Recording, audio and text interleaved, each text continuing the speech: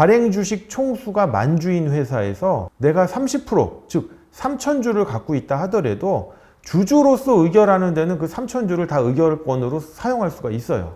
그런데 감사 선임을 할 때는 100분의 3, 즉 300주만 감사 선임의 의결권으로 사용할 수 있다는 겁니다. 그런데 이 경우 제가 3,000주를 300주씩 쪼개가지고 10명에게 신탁을 맡기면 어떻게 되겠습니까?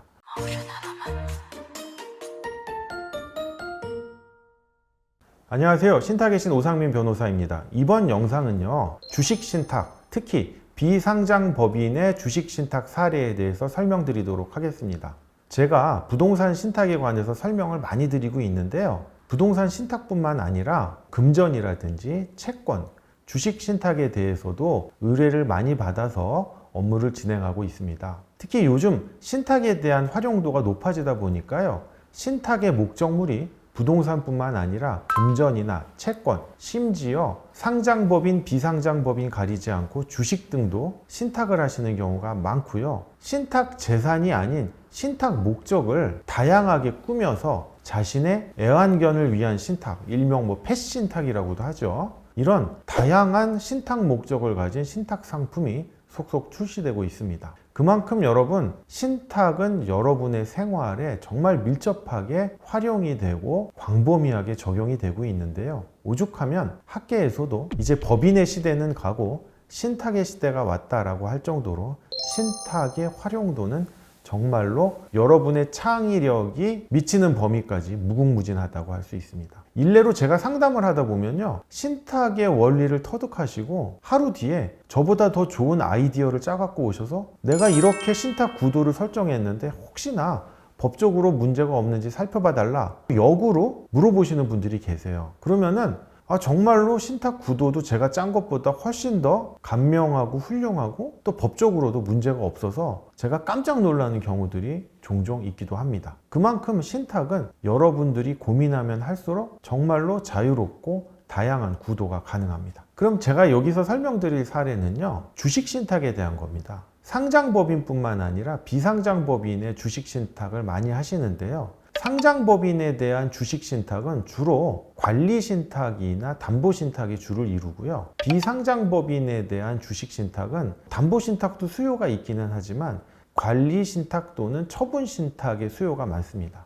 왜냐하면 이 비상장법인 주식은 왕년에 명의 신탁으로 주식을 옮겨 놓으신 경우가 많다 보니까 이걸 해결하는 과정에서 신탁을 통해 가지고 긴 시간 동안, 즉 신탁 기간 동안 이 명의 신탁의 문제를 해결하시는 분들도 있고요. 또 신설법인의 경우에는 이 주식 관리의 어려움으로 인해서 애초부터 비상장법인 주식을 신탁하시는 분들이 있습니다. 상장법인이나 비상장법인의 주식 신탁은요, 부동산 신탁을 전업으로 하는 신탁회사에게는 신탁을 맡길 수가 없습니다. 왜냐하면 부동산 신탁회사는 부동산 신탁만 전업으로 하기 때문에 부동산 이외의 재산을 신탁받을 수가 없어요.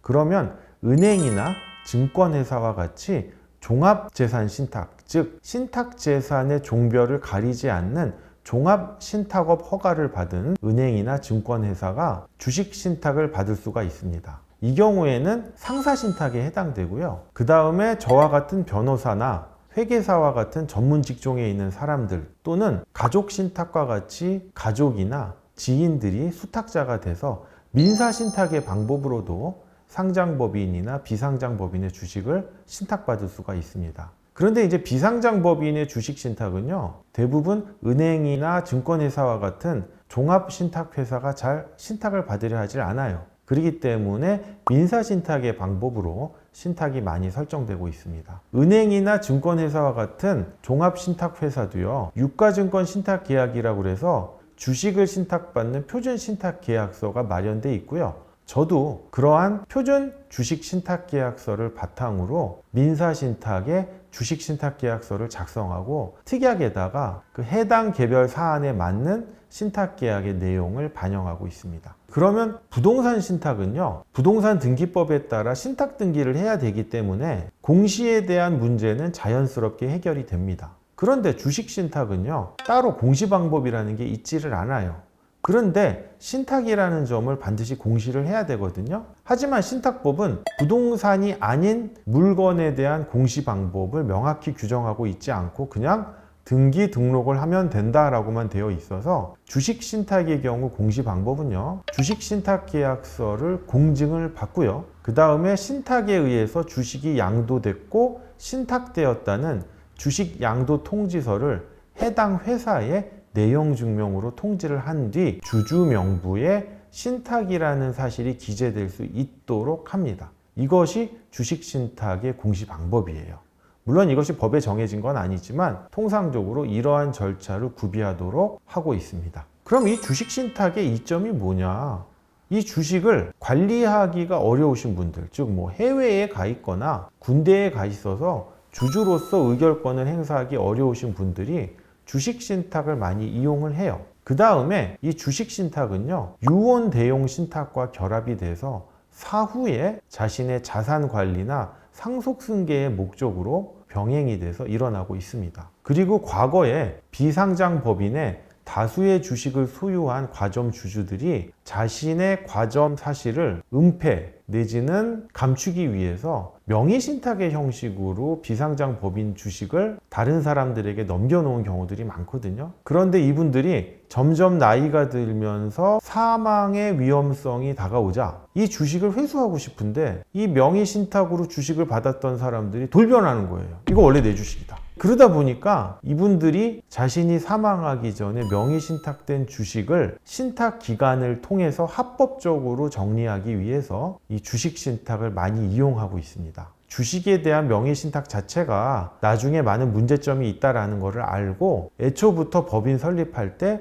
주식신탁을 통해서 이렇게 주식을 분산시켜 놓고 관리하는 분들도 많이 생겨나게 되었습니다. 그리고 마지막으로 이렇게 주식을 신탁할 경우에 감사 선임 의결권에 대해서 그 기준을 벗어날 수 있기도 합니다. 무엇이냐면 감사라고 하는 거는 회사에서 어떤 업무를 진행할 때 제대로 법령과 정관을 준수하는지 잘 감시하고 관리하라는 업무가 감사의 역할이잖아요. 그런데 이 감사 선임을 다수의 주식을 소유한 소수 주주가 독점한다면 이 소수 주주가 감사도 자기 입맛에 맞는 사람을 선임해가지고 이 회사를 좌지우지할 수 있잖아요. 그렇기 때문에 내가 아무리 회사 주식을 많이 보유하고 있다고 하더라도 발행 주식 총수의 100분의 3을 초과하는 주식에 대해서는 감사를 선임할 수 있는 의결권이 없어요. 이게 무슨 말이냐? A라는 회사의 발행 주식이 만주라고 합시다. 만주. 그런데 제가 그 회사의 주식을 30% 갖고 있어요. 그러면 3,000주를 갖고 있는 거죠. 그럼 3,000주면은 여기서 20% 갖고 있는 사람과 연합을 하면 감사 선임하는 데는 아무 문제가 없어요. 그런데 그렇게 되면 30% 가진 사람하고 20% 가진 사람이 작당을 하면 감사 선임도 내 맘대로 하고 과반 이상의 주식을 보유하니까 회사 운영도 내 멋대로 할 거 아니에요. 그렇기 때문에 3%에 해당하는 300주만 감사 선임을 하는데 의결권으로 사용할 수 있다는 겁니다. 발행 주식 총수가 만주인 회사에서 내가 30%, 즉 3,000주를 갖고 있다 하더라도 주주로서 의결하는 데는 그 3,000주를 다 의결권으로 사용할 수가 있어요. 그런데 감사 선임을 할 때는 100분의 3, 즉 300주만 감사 선임의 의결권으로 사용할 수 있다는 겁니다. 그런데 이 경우 제가 3,000주를 300주씩 쪼개가지고 10명에게 신탁을 맡기면 어떻게 되겠습니까? 물론 이견이 있기는 하지만 주식신탁계약서에 수탁자가 단독으로 의결권을 행사할 수 있다는 내용만 있다면 이 300주가 아닌 3,000주 전체에 대해서 감사 선임의 의결권을 행사할 수 있게 되는 것입니다. 이런 점에서도 이 주식신탁의 유용성이 있습니다. 본 영상을 통해서요, 주식신탁의 유용성에 대해서 알게 되는 계기가 되었으면 좋겠습니다.